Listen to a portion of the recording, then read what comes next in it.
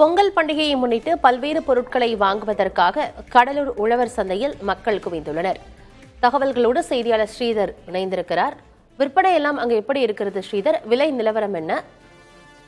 பொங்கல் பண்டிகையை முன்னிட்டு உழவர் சந்தை மற்றும் தனியார் காய்கறி கடைகளில் கிட்டத்தட்ட 350 டன் அளவு காய்கறி விற்பனைக்காக தயாராக வைக்கப்பட்டுள்ளது. குறிப்பாக தனியார் கடைகளில் 300 டன்னுக்கு அதிகமாக வைக்கப்பட்டுள்ளது. உழவர் சந்தையில் 40 50 டன் காய்கறிகள் வைக்கப்பட்டுள்ளது. அதுவும் கரும்பு அதிக அளவு வைக்கப்பட்டுள்ளது. குறிப்பாக கடலூர் மாவட்டத்தில் வாழைத்தார் தற்போது உற்பத்தி குறைந்த காரணத்தினால் ஆந்திராவிலிருந்து கொண்டு வரப்பட்ட வாழைத்தார் விற்பனை செய்யப்படுகிறது. அது மட்டும் இல்லாமல் மலர் சந்தையில் கிட்டத்தட்ட 30 டன் வரை பூ வரவழைக்கப்பட்டு விற்பனைக்காக தயாராக வைக்கப்பட்டுள்ளது. மல்லி தான் அதிகமாக விற்பனை செய்யப்படுகிறது. 1400 1500 ரூபாய் வரை கிலோ விற்பனை செய்யப்படுகிறது.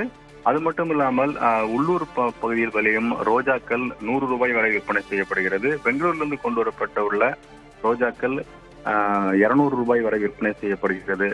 சாமந்தி 60 ரூபாய் தொடங்கி 120 ரூபாய் வரை விற்பனை செய்யப்படுகிறது.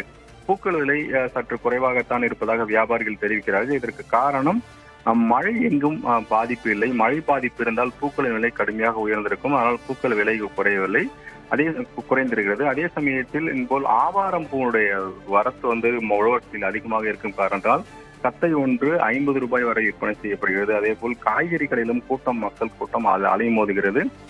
இன்று பெரிய அளவில் பெரிய வியாபாரம் இருக்கும் என்று எதிர்பார்த்த வியாபாரிகளுக்கு கண்டிப்பாக வியாபாரம் அதிகமாகவே இருந்தது. அந்த அளவு கூட்டம் எதிர்பார்த்ததை விட அதிகமாக இருந்தது. மழை பனி பெரிய அளவில் இல்லாத காரணத்தினால் அதிகாலையிலிருந்தே கூட்டம் பெரிய அளவில் காணப்படுகிறது. மஞ்சள் கொத்து ஒன்று 20 ரூபாய்க்கும் கரும்பு 2 கரும்பு 100 ரூபாய் வரை விற்பனை செய்யப்படுகிறது. இப்படி வியாபாரம் தற்போதே களை கட்டியுள்ளது. இது இன்று மாலை வரை அதிக அளவு வியாபாரம் ஆகும் என்று வியாபாரிகள் எதிர்பார்க்கிறார்கள். விவரங்களுக்கு நன்றி ஸ்ரீதர்.